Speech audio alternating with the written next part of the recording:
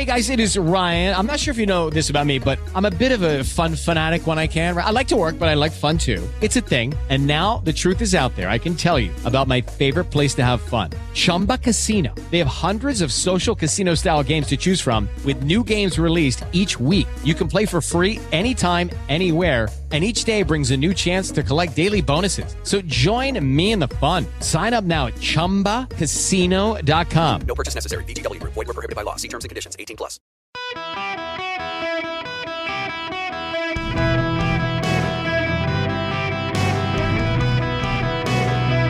Welcome to the Eric Erickson Show podcast, Hour 1. Hello and welcome. It is Eric Erickson here across the nation. The phone number 877-973-7425. If you want to be on the program, well, the stock market recovering a little bit, probably not enough to offset yesterday's losses. I'm going to restart where I was from yesterday because it really actually is important to reiterate this. Events do change things. And for all of the wind at the Democrats' backs narratives we've had, it looks like it's an economic hurricane that's blowing their ships and probably going to sink them. Yesterday was not good for a variety of reasons. You had the worst stock market dip crash, if you will, since July of 2020. It was down over 1,200, 1,300 points. And there was a wild event at the White House where they celebrated the Inflation Reduction Act, and literally both CNN and Fox News had split screens where you saw Joe Biden and the Democrats celebrating the Inflation Reduction Act while the markets were crashing. Here's Peter Doocy on Fox News this morning. The inflation report being bad in the morning did not stop the party about inflation in the afternoon. Today offers proof that the soul of America is vibrant, the future of America is bright, and the promise of America is real. It is real. It is real.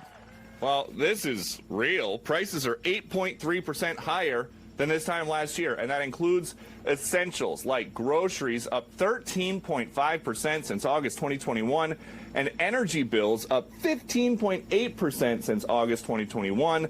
The stock market did not react well, with the Dow shaving off 1,276 points in a day. I mean, the split screen was amazing. In fact, all of the networks, MSNBC and CNN included, walked away from coverage of the Biden White House. To some degree, they were doing a favor because of how tone deaf it was. And then after the event was over, Joe Biden assembled the presidential motorcade, went to Andrews Air Force Base, got on Air Force One, the 757 version, not the 747 version, flew to Delaware, cast a ballot in an election where there were no seriously contested races, had a motorcade in Delaware, local police escort, cast his ballot, turned around and came home. As opposed to casting an absentee ballot or showing up early this past weekend when they were already in Delaware, wasting taxpayer resources to go vote in unexciting, non-contested elections in Delaware when he could have cast an absentee ballot and saved a little bit of money. And he did so just after this. But I believe Republicans could have and should have joined us on this bill as well. After all, this bill cut costs for families, help reduce inflation at the kitchen table, because that's what they look at, how much of their monthly bills and how much do they have to pay out for their necessities. And it gave them just a little more breathing room, as my dad would say. This bill will lower the deficit. This bill alone is going to lower the deficit by $300 billion over the next decade, because it's going to pay less for prescription drugs. And that's on top of the $350 billion we reduced the deficit my first year, $350 billion reduction. And for this fiscal year, $1.5 trillion reduction in the deficit. So I don't want to hear it anymore about big spending Democrats. We spend, but we pay, ladies and gentlemen. We spend, but we pay, ladies and gentlemen. He said before assembling 2 motorcades, police escort, security, and a jet to fly to Delaware to cast a ballot he could have cast this past weekend or done so by absentee. Really? Really? This isn't a fiscally conservative White House, and so much of their pay-fors are actually ephemeral smoke and mirrors within the budget. This is a turning point, I think, and I say turning point deliberately because so often during Donald Trump's presidency, the media said, turning point, it's a turning point, beginning of the end. This is actually, I think, one.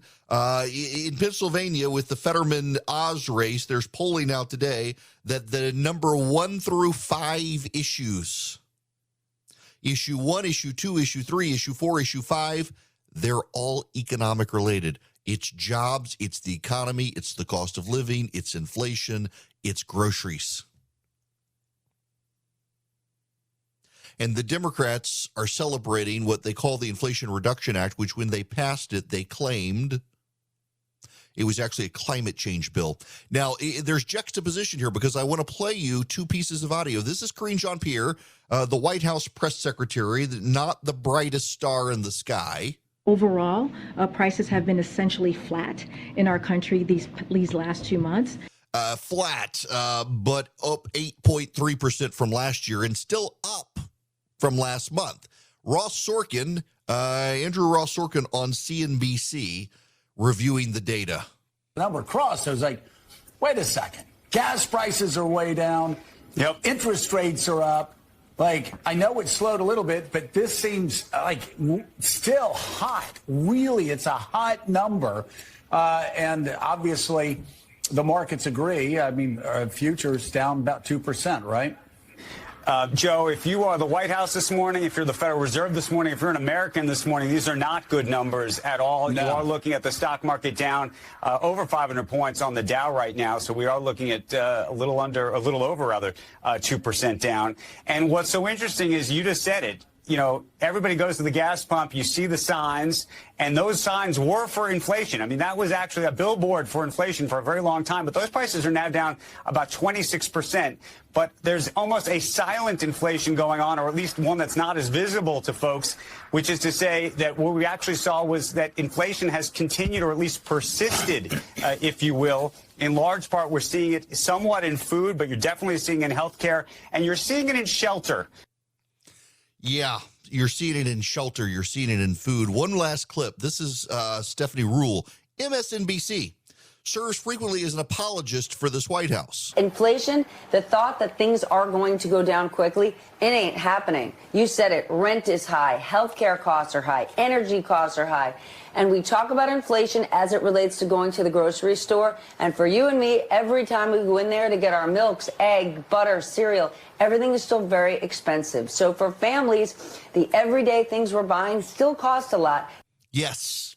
And the White House decided to celebrate the legislation. The White House decided to celebrate what they had called a climate change bill. This is one of those moments, I told you so. I wish I did a better. You know, we have a file we keep now where I say these things and I can flag them so we can bring them back up. And I don't think I did this one, but I told you guys this was going to come back to bite the Democrats when they were very open and honest about it after passing the Inflation Reduction Act, that what they were really passing was a climate change bill, not an Inflation Reduction Act, that even their own economists said it wasn't going to reduce inflation very much. Given the offsets and the spending, it wasn't going to help very much, and it's not helping very much. The Federal Reserve is going to raise interest rates, probably 0.75 of a point. The stock market is a little bit skittish. They might raise it a full percentage point. First time in modern history the Fed would have done so. I don't think they're going to do that because I think it would cause too much market chaos, but 0.75 of a point. There are more problems with this than may be adjusted. Oh, wait, look at this. Look at this. My brilliant producer tells me in the I Was Right file, we've got this. This is me. My goodness, I'm a genius, and I don't even realize it sometimes. This is me from August 8th of 2022. In about a month, we're going to have headlines that the Democrats are back to having a messaging problem because they passed their Trump-Schaefer Inflation Reduction Act, and everybody's talking about it as a climate bill. It's clearly they did so much. This is what the media will say. They did so much wonderful stuff in this piece of legislation. They're having a hard time messaging the legislation because it just does so much wonderful good stuff. And it does it for climate and for healthcare and raises taxes on corporations and inflation. They're not going to be able to sell it. And they will blame the messaging. They will say it just did so much. It was so good. It was so awesome that they don't know how to message it. That's what they're going to get. That was one. Wait, there's more. Again, I said this August 8th. We're going to find out about inflation very shortly. And the guess right now on Wall Street is that inflation will not rise in the next round as high as it has been. It'll still be going up 3 or 4%, but not 8 or 9%. So the rate of growth will have slowed, even though it's still increasing. And the Democrats will say this legislation is what caused it. That even though the legislation only passed a few days before the data came out, people knew it was going to pass. Inflation itself intuited that this legislation would pass. Therefore, inflation itself said, gotta slow down now. The Democrats are coming. They got me. Of course, if the number comes out and it's very high, higher than what Wall Street expects, the Democrats will say, well, we only just passed the law. It hasn't had time to kick in yet. Just give it a little longer. Give it a little longer. They're playing an unfalsifiable game. And in fact, last month, if you will recall, the Biden White House said there was zero inflation for July. A few days after the legislation passed, they said there was zero inflation, and they used the Inflation Reduction Act to take credit for it. And what have they done yesterday as the markets plunged and inflation turned out to be higher than everyone expected? They actually went from a month ago saying that inflation was zero because they passed the law to now saying, it hadn't had time to take effect. The spending, it's too soon. You can't blame the law. The law was the best we could do. Joe Manchin said that on TV yesterday. Unfalsifiable. They're having it both ways. The problem is that a month ago, they took credit for no inflation because of the legislation. And now a month later, they're saying, no, hadn't had time to kick in. Really? Larry Summers is the guy they're all paying attention to. I want to read you his Twitter thread because it's really significant, actually, and he needles the White House staff. The CPI report confirms the U.S. has a serious inflation problem. Core inflation is higher this month than for the quarter, higher this quarter than last quarter, higher this half of the year than the previous one, and higher last year than the previous one. Median inflation used to be a favorite indicator for Team Transitory. This month, it was its highest reading ever. It is highly implausible that inflation will fall to 2% without unemployment exceeding 4.5%. Yet this is the most pessimistic view among 19 members of the Federal Open Markets Committee. Dangerous groupthink. With core inflation, pay attention to this one. Clear my voice, make it clear for you. With core inflation running above 7% this month and likely, given rent behavior, to remain elevated, I fear it is unlikely that a peak Fed funds rate around 4% will be enough to restore 2% inflation. The Fed raising rates to 4% won't be enough to get inflation back to 2%. And the problem here is another thing. If they get inflation back to 2%, it's still going up. It's not like it will have declined and reset and brought prices back down. Prices just won't rise as fast. The hope is that salaries will rise more than inflation to catch up to it. But if you trigger massive unemployment in doing so, those people don't have incomes to rise to match inflation because they're unemployed. This is Joe Biden's economy. Events change things. Events change things. And yesterday's events on Wall Street fundamentally change the next 2 months in the election and not in the Democrats' favor. The phone number here, 877-973-7425, if you want to be on the program. Real quick here, just a brief note. Ken Starr died. He is known best for the Whitewater investigation into Bill Clinton and the impeachment that led up to it. He was also on President Trump's impeachment team a while back. He's been in the hospital for the last number of months, 4 months or so. I saw him not too long before he went in the hospital. I did not know Ken or his wife well. We'd hung out several times. We actually got to know each other on a cruise back at the end of 2016. We hit it off. We actually wound up sitting at a table together on this cruise I was on. I've never been on a cruise before or since.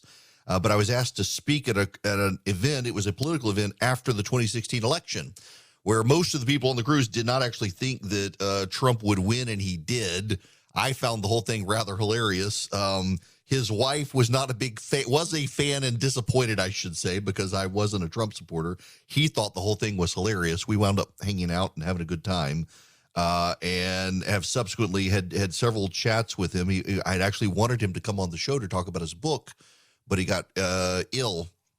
I guess the last time we spent any good amount of time together was last year, but saw him a little bit earlier this year. He is just a wonderful, delightful human being, a very, very happy warrior, a wonderful family man, and he will definitely be missed. He was one of the great conservative intellectuals, had been a federal judge, left it, became the president of Baylor, left under a cloud there, but decided not to drag out his time there and just up and left. He is we have several mutual really good friends, and then he and I had a friendly acquaintance. I wouldn't call him a friend, but definitely a friendly acquaintance. And he is definitely going to be missed. Just a luminary within conservative circles. Not only that, but people don't appreciate behind the scenes that despite his reputation as the guy who went after Bill Clinton, Ken Starr was one of those people who cultivated friendships across the political spectrum. He was not a dogmatic conservative ideologue who just couldn't have relationships with people on the other side of the aisle. He was actually friends with a lot of people. And the way the media portrayed him, the character assassination of Ken Starr was always terrible, disappointing, and never actually portrayed who the man was. A deeply caring, deeply nice, just deeply wonderful, warm person who will be dearly missed by a lot of us in the conservative movement and the conservative legal community. He helped inspire, foster, and guide a number of prominent Republican lawyers on their career paths. And I just wanted to pause here and thank his family for sharing him with us and offering prayers for them and their loss. It's actually a sad loss here. Judge Ken Starr dead yesterday. Welcome back. It is Eric Erickson here. The phone number, 877-973-7425. How's about we go to some phones? Let's go to Mitch. You're going to be up first. Welcome. Hey, Eric. Thank you for taking my call. Sure. So question or comment or whatever it is, what should the public be more concerned about? Should the public be more concerned about the names that are on the Epstein list, or should we be more concerned with who in the world is blocking us from seeing that list? Behold the healing power of and it wouldn't surprise me if it's the exact same people blocking it as are on the list. Right. It's funny that you bring this up because this falls out of ordinary conversation all the time. I will tell you this. I talked to one of the prominent reporters in the nation who actually has investigated this. And it's amazing how often Bill Gates' name comes up in these conversations with reporters. And the concern that he raises is that you are dealing with deep-pocketed billionaires, and any media organization that says it's going to go up against these guys and expose the lists has to be prepared for bankruptcy and annihilation to do so, and most of them are not. I'll be honest with you here.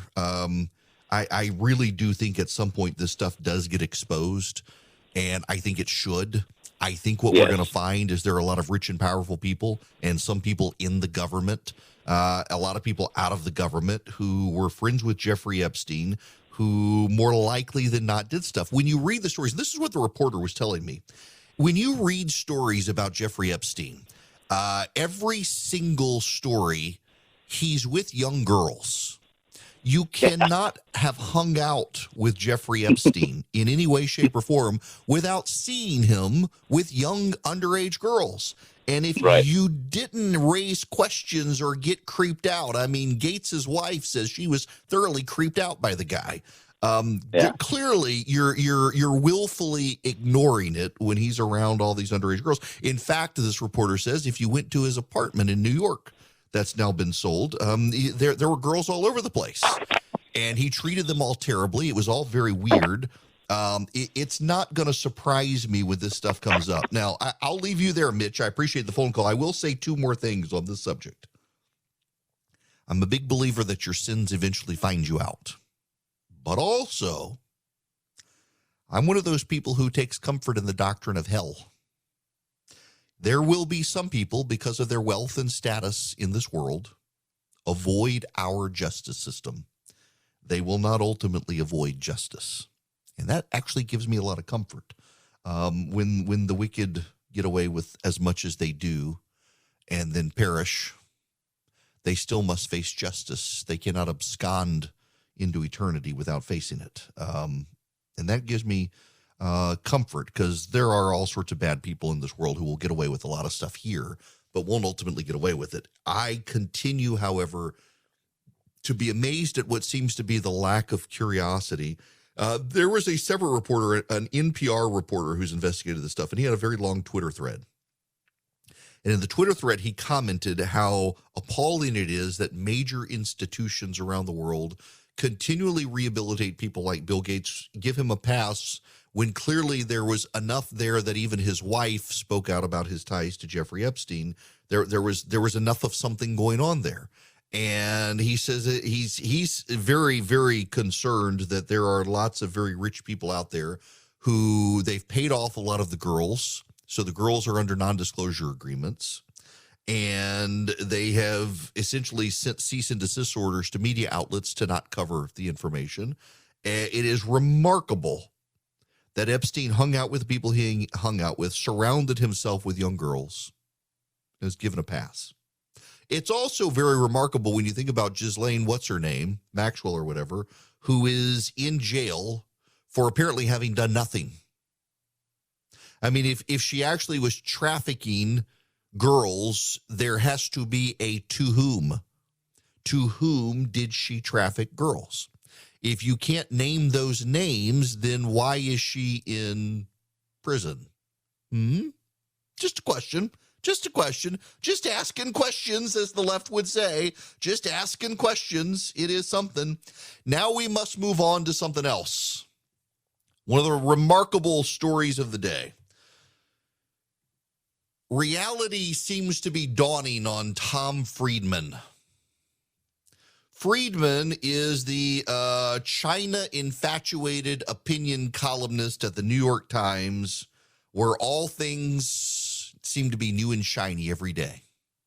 Until he himself articulates something in his mind, it has not occurred, it seems. I've always just been amazed with the guy. I was actually on a train with him, got to witness Tom Friedman on a train one time, and his very elite, entitled mentality as he yelled at the porter on the train, taking his stuff away, and actually did even on the train then, if I recall right, blasted them that his treatment, it would never happen in China like that. It was the most bizarre thing. Literally sitting diagonally from him on the Acela Express in first class, and he had that blow up. I was stunned by the man. And his behavior towards a guy working on a train. But nonetheless, Tom Friedman, he has this to say. While some Russian soldiers in Ukraine are voting with their feet against Vladimir Putin's shameful war, their hasty retreat doesn't mean that Putin is surrendering. Last week, in fact, he opened a whole new front on energy. Putin thinks he's found a Cold War that he can win. He's going to try to literally freeze the European Union this winter by choking off supplies of Russian gas and oil to pressure the EU into abandoning Ukraine. Putin's Kremlin predecessors used frigid winters to defeat Napoleon and Hitler, and Putin clearly thinks it's his ace in the hole to defeat Ukraine's president, Volodymyr Zelensky, who told his people last week, quote, Russia is doing everything in 90 days of the winter to break the resistance of Ukraine, the resistance of Europe, and the resistance of the world. I wish I could say for certain that Putin will fail, that the Americans will outpace him, and I wish I could write that Putin will regret his tactics because they will eventually transform Russia from the energy czar of Europe to an energy colony of China, where Putin is now selling a lot of his oil at a deep discount to overcome the loss of Western markets. Yes, I wish I could write all those things, but I can't, not unless the U.S. and its Western allies stop living in, pay attention to this, green fantasy world that says we can go from dirty fossil fuels to clean renewable energy just by flipping a switch. I wish that were possible. This column has been devoted for 27 years to advocating clean energy and mitigating climate change. I'm still all in on those ends, but you can't will the ends unless you've also willed the means, and we demonstrably have not done that. Despite all the wind and solar investments in the past 5 years, fossil fuels, oil, gas, and coal still account for 82% of total world primary energy use in 2021, required for things like heating, transportation, and electricity generation, down only 3 percentage points in those 5 years. In America alone in 2021, about 61% of electricity generation was from fossil fuels, primarily coal and natural gas, while about 19% was from nuclear energy and about 20% was from renewables. In a world of growing energy-hungry middle classes in Asia, Africa, and Latin America, it takes huge amounts of clean energy to make even a small dent in our energy mix. It's not a matter of flipping a switch. We have a long transition ahead, and we will make it only if we urgently embrace smart, pragmatic thinking on energy policy, which in turn will lead to greater climate security and economic security. He goes on from there. He points out energy bills are up 400% in some European countries. Some European middle-class families are sinking to poverty because of their energy bills, because the Europeans decided to outsource their energy dependence to Vladimir Putin, who is now taking advantage of it. This is staggeringly absurd, people, that this is where we are. I'm shocked that Tom Friedman is going there, but he is. You know, it was someone else who's not going where the left wants them to go and is now in hot water is Toyota. Toyota is the world's largest automaker. When Toyota released the Prius vehicle, it was heralded by environmentalists as a great step forward in the fight against climate change. And Toyota has decided it's not going to go all in on battery-powered vehicles. They're going to produce 3.5 million electric vehicles by 2030, more than a third of its current sales. But rival automakers have decided they're going to go all in. They're going to go 100% electric. And now the environmentalists are furious with them. Catherine Garcia, the director of the Sierra Club's Clean Transportation for All campaign, wrote, "The fact is, a hybrid today is not green technology. The Prius hybrid runs on a pollution-emitting combustion engine found in any gas-powered car." And now Greenpeace has ranked Toyota at the bottom of 10 automakers' decarbonization efforts. So why is Toyota doing this? Gil Pratt, their chief scientist and CEO of the Toyota Research Institute, says we want to provide each person with a way that they can contribute the most to solving climate change. And we know that answer is not to treat everybody the same way. The fact is, Toyota is making the bet that in the free marketplace, a whole lot of people are going to switch to them when Ford and General Motors have become completely electric. And in that situation, with that, I think Toyota wins. I mean, let's be honest here. Do you want the Ford F-150 electric that takes 12 hours to charge, or the Toyota Tundra that takes 5 minutes to fill up with gas? Which one do you want? Which one do you prefer? Now, you can say, as some people do, well, really, you don't need that truck. You piddle around, you don't drive much, but what if you do? What if you're a contractor going out and working on home sites and stuff? My buddy Vince is a home builder in Atlanta. Drives from job site to job site. He's got a great business building houses. I can't imagine him wanting to be in the electric vehicle that he's going to have to stop and wait to charge when he's going job site to job site to job site through the day, making sure work's on time, haul in materials back and forth in the bed of the pickup truck. I have a hard time believing he's got an F-250 right now. I don't think he's going to want to switch to the electric vehicle. That is not just him. It's a lot of other people. And the thing that infuriates me about the environmentalist movement right now and so much of progressives when it comes to electric vehicles is you may decide it's a good choice for you. And I'm okay with you deciding it's a good choice for you. If I had the money, I probably would get a Tesla to drive back and forth to the office and save on gas. It would work for me. There's a charger in the building. While I'm on radio, I charge the car. I come home. It would work. But it's your choice. So many people on the left think the only choice you can make is whether or not to kill a kid and everything else should be by government fiat. That's not the way it's supposed to work. It should be your choice. If you want an electric vehicle, God bless you. Go get one. If I had the money, I probably would right now. It would save me some money in the long run. But I don't have the immediate capital to go out and buy a Tesla. And a lot of people don't want them. A lot of people don't have the money to buy them. And a lot of people are putting their money into their gas tank right now, and gas is still higher than it was when Donald Trump was president. And the fact that so much of the government of the left thinks they can bully you into making a decision that you don't think benefits you is the real problem with the environmentalist movement and the move to electric vehicles. And Toyota, always one of the smarter auto manufacturers out there, has figured this out. And they realize that there's going to be a strong demand still for fossil fuel burning vehicles in a decade when you can't find one from GM or Ford, and your only alternative is going to be with Toyota. And that's where I'll be, because they make fantastic vehicles. I still miss my 4Runner, but I had to get a bigger car because, well, we're not light packers and we have a dog in our house. So I love my Denali. Don't get me wrong. I love my Denali. But if GM goes full electric, going to have problems because that's our road trip vehicle, and I don't want to wait around in the pouring rain for 30 minutes to an hour while a battery charges when I could just fill up with gas. Now, Jim, where are we headed? Eden Pure. Ah, that's right. The Eden Pure Thunderstorm. Speaking of saving money, you can get 3 of them for less than $200 right now if you go to EdenPureDeals.com. EdenPureDeals.com. So what is the Eden Pure?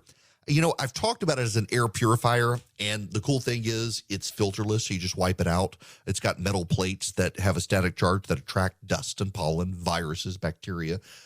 But here's why I use it and why the thing shines. It's an odor eater. It wipes out odors. It eliminates the odors. It doesn't mask them. So, for example, I keep one in my suitcase if I'm traveling. If I got a hotel room and it's musty smelling, or a rental car that stinks because someone's been smoking in it, or there are pet odors, Eden Pure takes care of it. Litter box odors, wipes out litter box odors. Smoke odors, wipes them out. Fry odors in the kitchen, if I have to fry inside because it's raining outside, wipes out those odors. You can get 3 of these for less than $200. You go to EdenPureDeals.com. You put in the discount code ERIC3, ERICK3. You'll get 3 Eden Pure Thunderstorms for less than $200. You're saving $200. You get free shipping. EdenPureDeals.com. The discount code is ERIC3. Hello there. It is Eric Erickson here. The phone number is 877-973-7425. I want to go to the phones here. Susan, you're going to be up next. Welcome. Hi. Thanks for taking my call. The thing I want to bring up about all the trucks that Biden's going to, and SUVs that Biden's going to be touting at the auto show today is, the prices on those things. The cheapest one I looked up was $69,900, and the most expensive was like $112,000 for Chevys or Fords or Hummers or Teslas, the ones I looked up. So when those go to the used market eventually, though, I mean, the prices are probably still going to be pretty high, and people who maybe really need a truck for work, construction or something like that, they're not going to be able to even afford them on the used market. And the problem is, too, is that people will get rid of them when they realize it needs new batteries. So if you buy a used electric vehicle, it's really a crapshoot as to, well, I wonder if the batteries are, ready to go on it, and it's going to cost me $10,000 for new batteries. Yeah, look, electric vehicles are out of reach. this is one of the concerns here in the used market is once you have to replace the batteries, it's a thousands of dollar expense to replace those batteries. They hold up over time. What's so interesting is I saw some video of Biden at the car show earlier, and he got into a Corvette, turned it on and revved up the engine, and his eyes got real big at the sound of it. Of course, it was a gas-powered Corvette. It wasn't an electric powered no one. vroom vroom. Yes, no vroom vroom on the electric cars. Just I can. Yeah. I mean, who's going to buy a Dodge Challenger if it doesn't have the? I mean, that's half of what makes it attractive to these guys that buy them. Yeah, exactly. I don't see it now. Maybe they'll go with the ludicrous speed motor, whatever it is from Tesla. But I got a hard time on this one. The reality is in American car culture, if you are a well-to-do white person, you may love your battery-powered car. I am a well-to-do white person and wouldn't mind having one for the commute. But there are a great many people who can't afford them. And, the other thing, with particularly with Tesla, your car gets injured in a fender bender. The expense of fixing a Tesla in particular is obscene, and the wait time is even more obscene. They're just not practical for a lot of people. And while, again, if I could get one, I would, and I God bless you if you have one. I think there's a level of practicing basic empathy for people in circumstances not our own who are in the middle class and can't afford to get a battery-powered car, even with the tax credit incentives from the federal government. They're in the gas used car market because those are the cheapest. They need a way to get back and forth to work, and that requires fossil fuels. And as Tom Friedman said, over 80% of the world still runs on fossil fuels. We're not going to change that anytime soon. And by the way, for those of you who can't afford the electric car, good luck when the battery stops working and you have to replace it. It's a major expense that, again, a lot of people in the middle class can't afford. They'd rather get the $5,000 beater used car than try to replace it. With Lucky Land Slots, you can get lucky just about anywhere. Dearly beloved, we are gathered here today to... Has anyone seen the bride and groom? Sorry, we're here. We were getting lucky in the limo and we lost track of time. No, Lucky Land Casino, with cash prizes that add up quicker than a guest registry. In that case, I pronounce you lucky. Play for free at LuckyLandSlots.com. Daily bonuses are waiting. No purchase necessary. Void where prohibited by law. 18+. Terms and conditions apply. See website for details.